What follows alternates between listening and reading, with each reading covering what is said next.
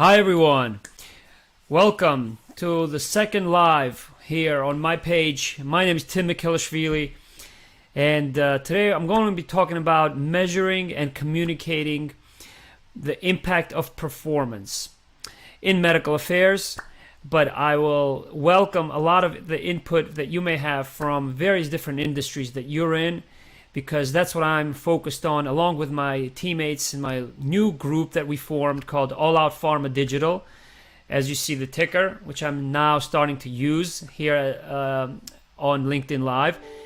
Last week on Friday, I made sure to kick off our group, introduce our group, and discuss the mission that we have to make sure that we premiered it during the opening day of the Olympics, and to give you an idea of just how important Olympics is to me personally.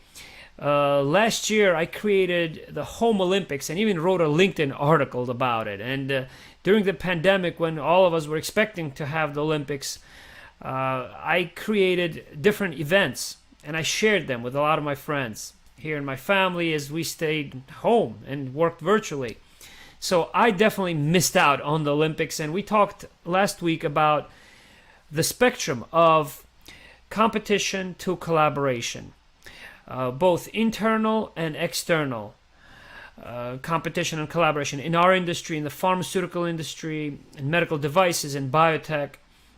And there are a number of different pharmaceutical companies that are now utilizing the digital transformation in order to stay competitive and relevant.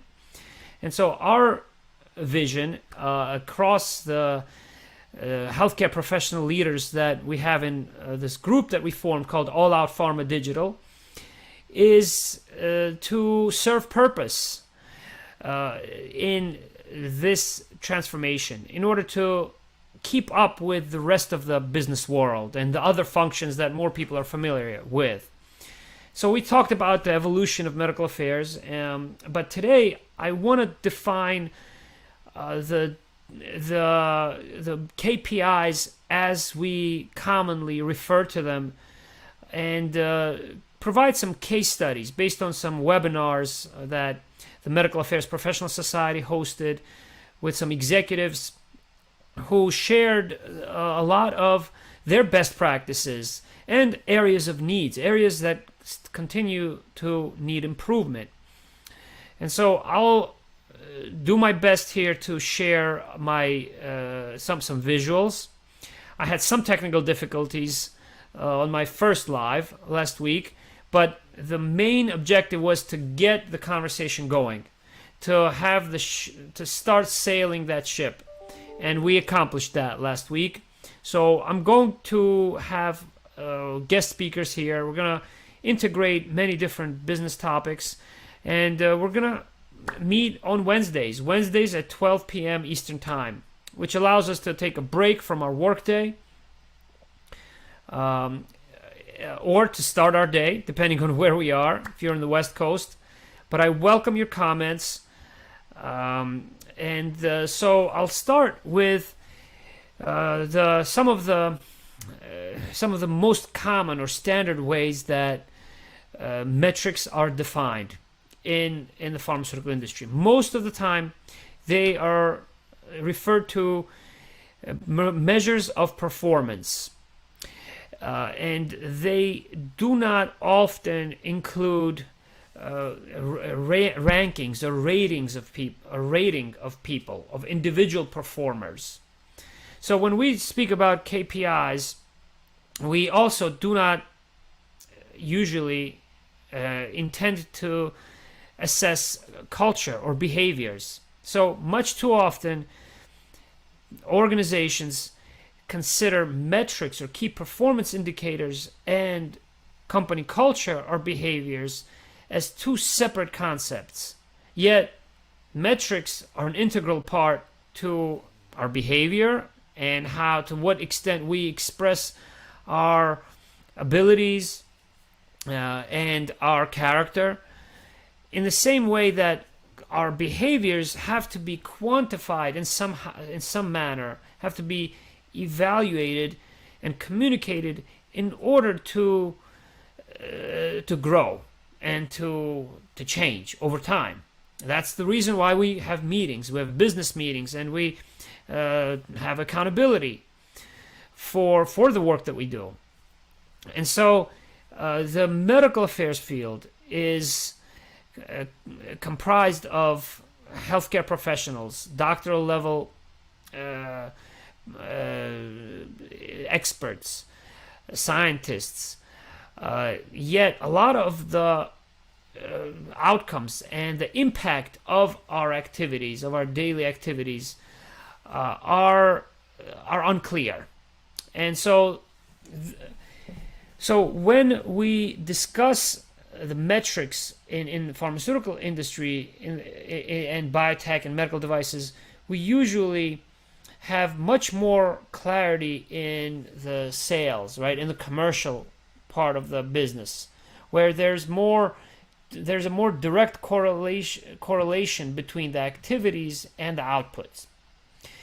But the times are changing, and medical affairs organizations across the globe are finding that they need to adapt. They need to communicate their value proposition in ways that are more concrete, they're more tangible, they're more clear. And also to inform and transform strategy in the process, as well as increase engagement. Because the metrics that we design have to provide a particular guidance for people to change their mindset, to assume responsibilities, to have more increased accountability, and to predict future behaviors rather than report past activities alone. So this is the dilemma, an age-old dilemma that continues to exist for many decades within the medical function of our industry.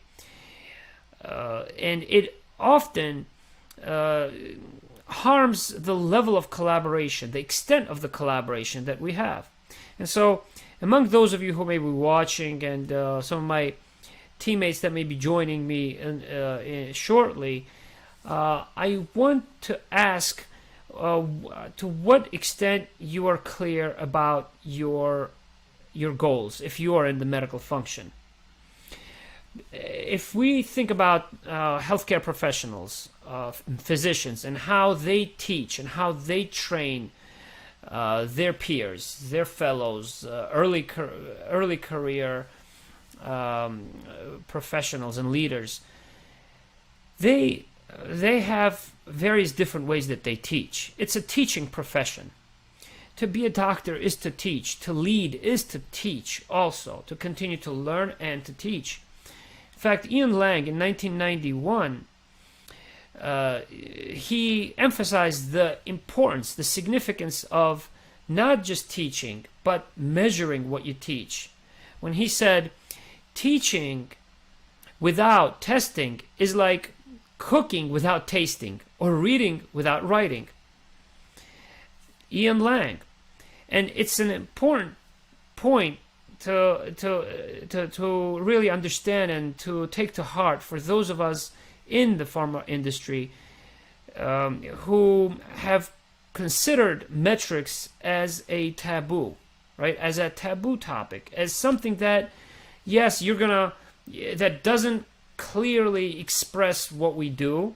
Yes, the numbers will never give full justice to the dynamic activities in which we are involved and the extent to which we connect experts, scientific experts globally to market and research development activities.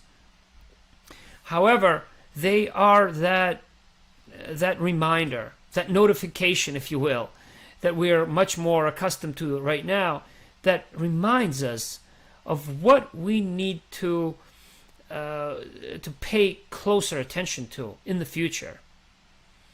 And so, as I've spent about 17 years in the medical affairs function, I've observed many other high-performing teams with continuous dialogue in the commercial function.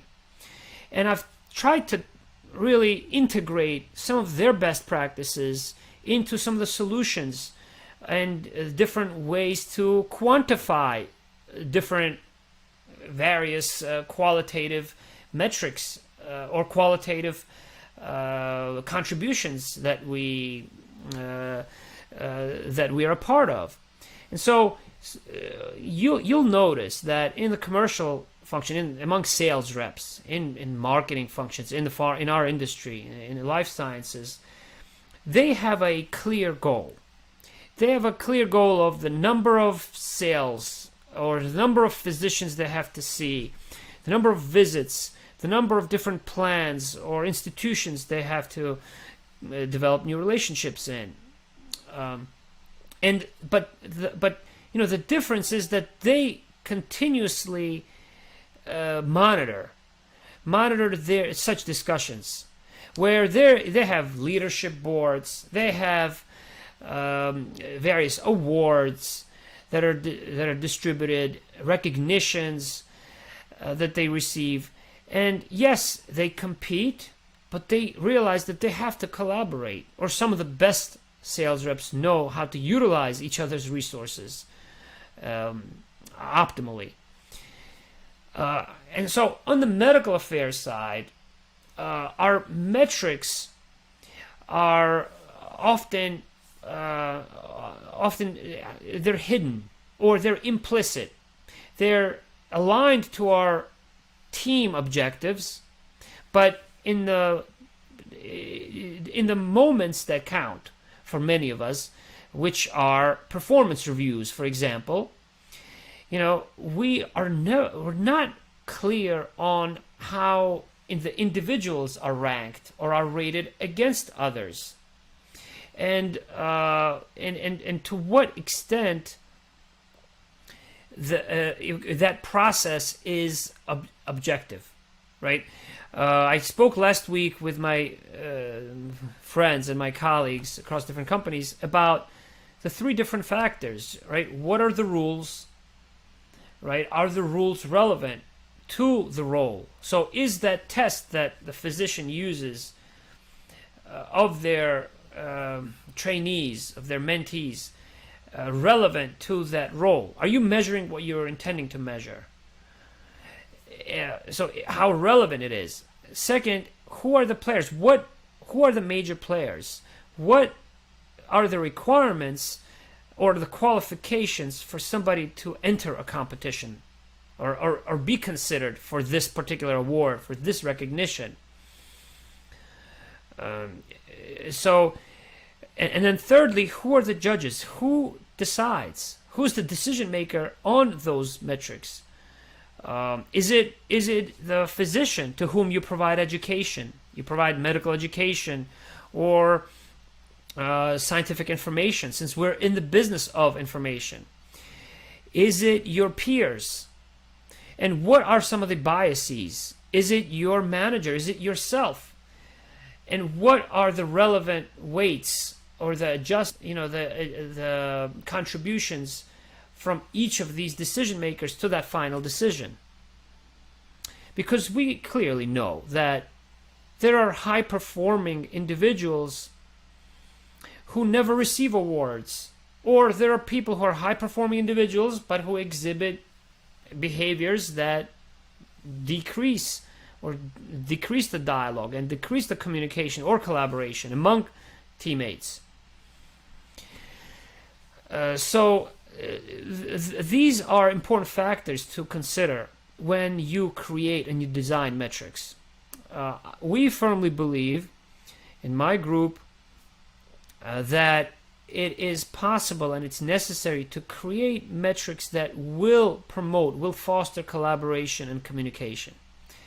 I remember early in my career, in one of my first roles, a field role in which my job was to communicate scientific information to healthcare leaders, cutting edge researchers, and generate evidence and communicate data or information that was then shared with internal stakeholders in order to modify strategy accordingly, in order to translate those insights, those qualitative but actionable insights, in a timely manner.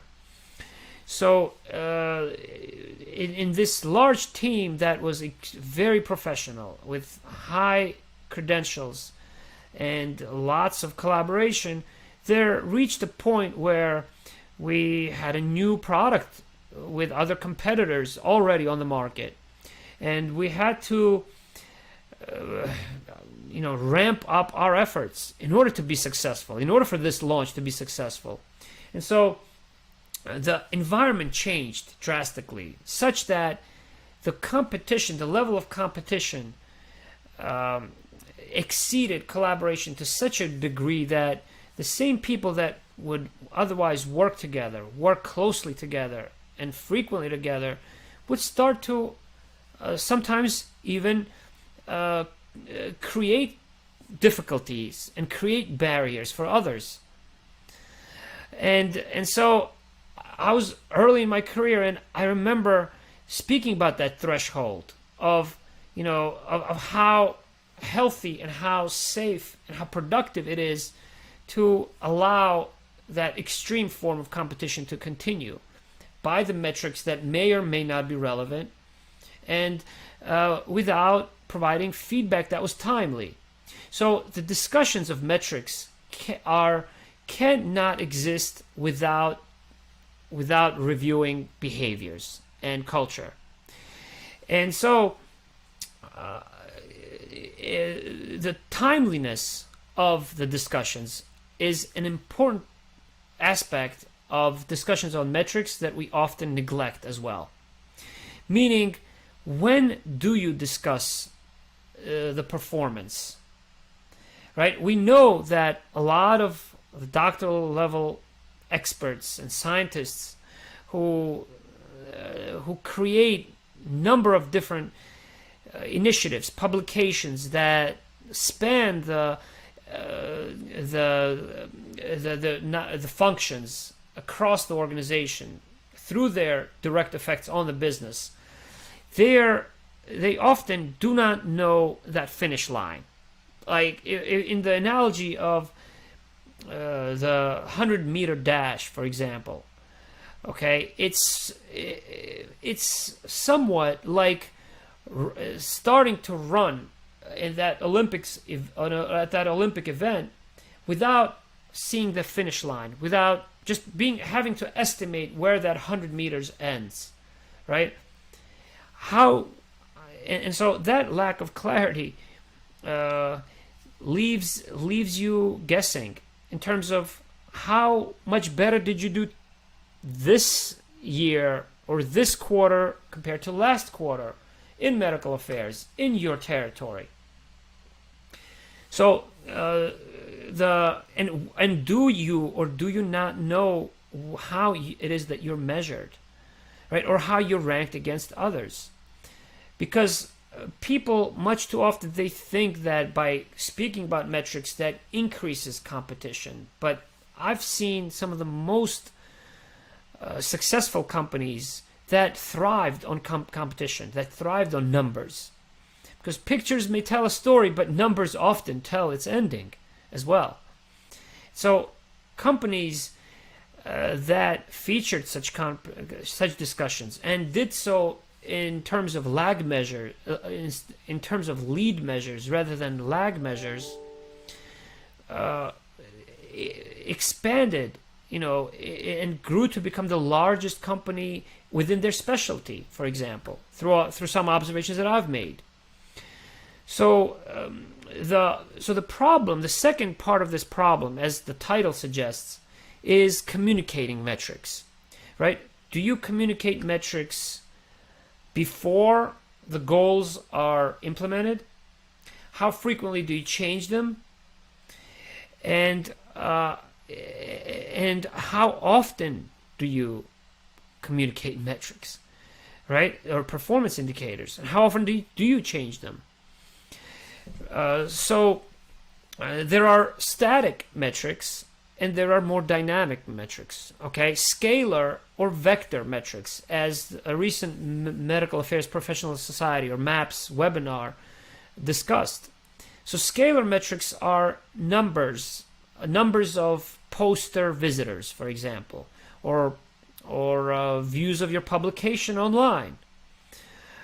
Okay, these are acceptable and commonly used metrics, but they do not describe the outcome or the evolution of these metrics or the impact of these metrics over time. And this is one of the case studies that is highlighted in the last white paper on metrics by MAPS. So I encourage many of my colleagues in this industry to see the content in MAPS. In fact, right now there's a free 30-day trial membership that the Medical Affairs Professional Society offers for everyone, and I highly recommend it. And so, as opposed to those types of standard metrics that do not often relate to our role or the impact of our contribution, whether or not we are a publications manager in medical affairs, we're in medical education, we are in clinical development, or we are in the field medical. Number of interactions we have with physicians, they are a good surrogate marker, but they do not correlate with the outcomes and the impact on the business. And so in this case study that's highlighted in this white paper by MAPS, they provide a contrasting case study in which a team of medical affairs critically evaluated the nature of their discussions in the previous year. And even though the numbers of the different poster abstracts was higher than their competitors, they discovered that they had neglected health economics outcomes. They had neglected health economics outcomes related discussions.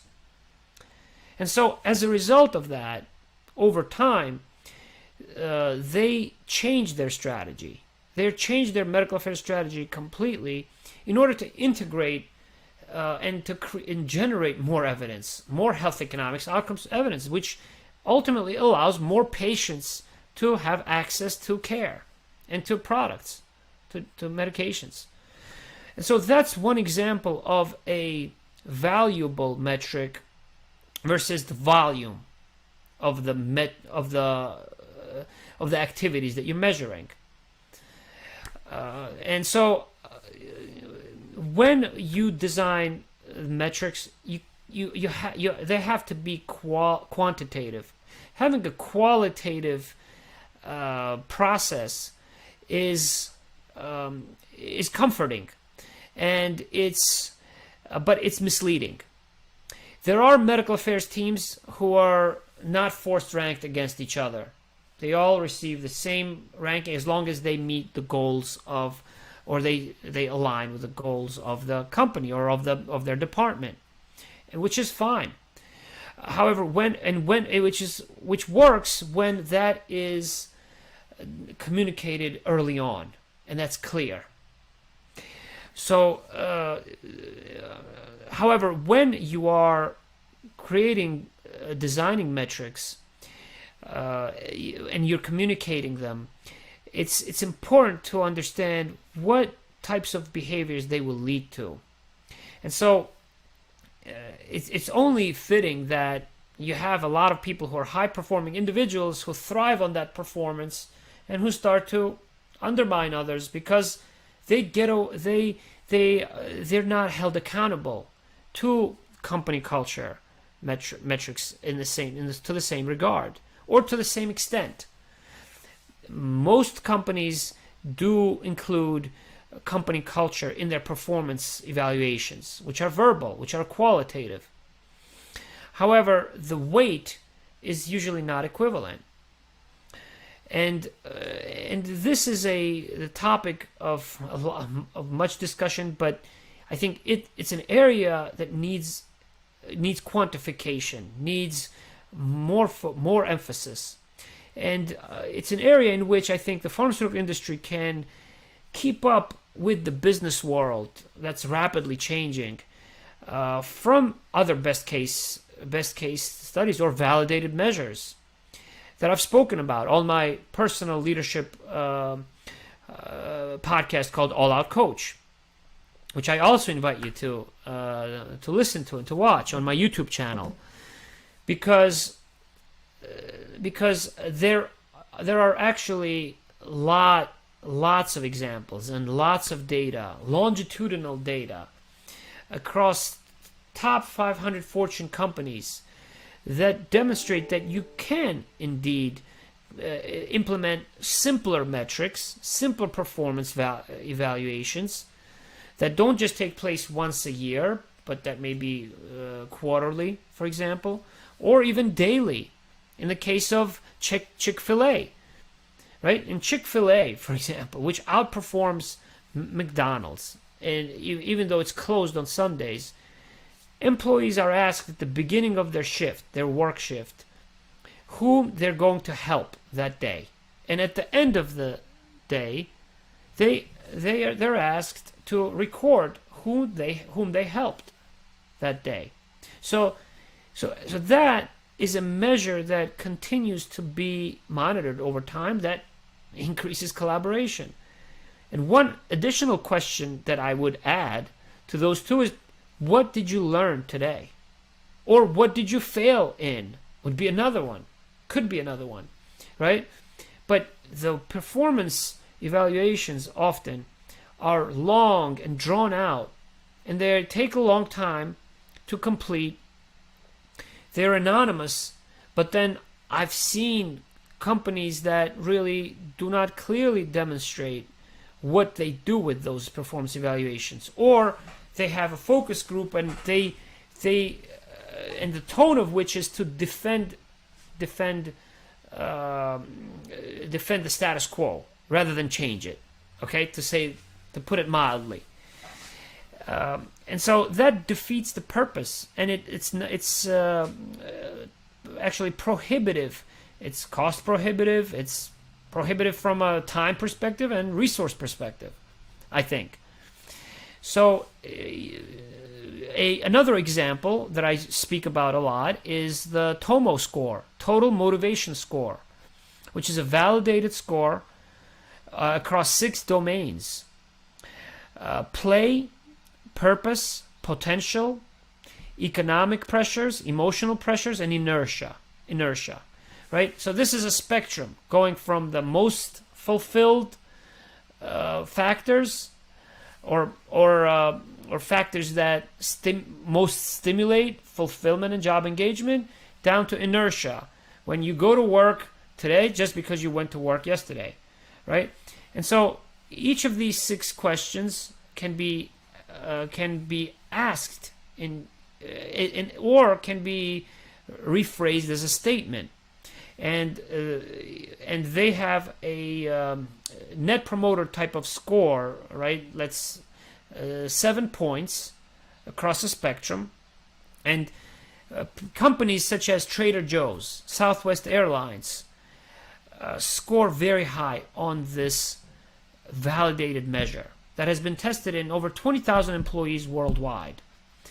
It's been featured in the Harvard Business Review, and I think that it can be incorporated into the pharmaceutical industry, into medical affairs as well, to replace or to support or to complement the performance evaluations that we currently have, that are very extensive, that take time, that are voluntary, and that have variable amount of response rates as well. So what are some of the key takeaways from some of the points here that I mentioned? Metrics do not only describe performance. Metrics are also an index or a reflection of your ranking, not just of your activities. Okay, which means that metrics have to have some dynamic or competitive component to them. They cannot just be related to your activities alone. All right, because ultimately all of us are rated against other people, and we all have to compete, right, for various different positions, for various awards, for projects, right? And if you can clarify that, particularly in a scientific function that we have in medical affairs, you can only elevate how you communicate your value, and you can increase the engagement over time. Where some people may not get some opportunities in in one instance, but they will have will have more clarity. They will have that finish line, that visualization, as sports athletes do, which will increase the chances of them reaching that goal next time. Secondly, you have to communicate metrics. You have to communicate metrics in a timely manner before they can be modified somehow, before the behaviors can be modified appropriately. Because if you have gone for a whole year and you haven't discussed metrics, and then you demand particular activities or particular accountability for activities in the last month, in December, for example, you can't really impact behavior change. It's too late in the game. And so it defeats the purpose. And the kind of information that you will have will not be accurate, because people will have different motivational factors in order to meet those goals, in order to satisfy the demands that may not be realistic or may be retrospective rather than prospective. And this is consistent in a lot of the recent webinars by many different executives who have presented at MAPS, Medical Affairs Professional Society, and others, who call for more frequent metric evaluations, and also for more prospective assessments. And then finally, the third very important point I think that I'll close with is that metric discussions have to always include culture or behaviors. Metrics is not, or performance is a reflection of not just your technical, but your collaborative or your life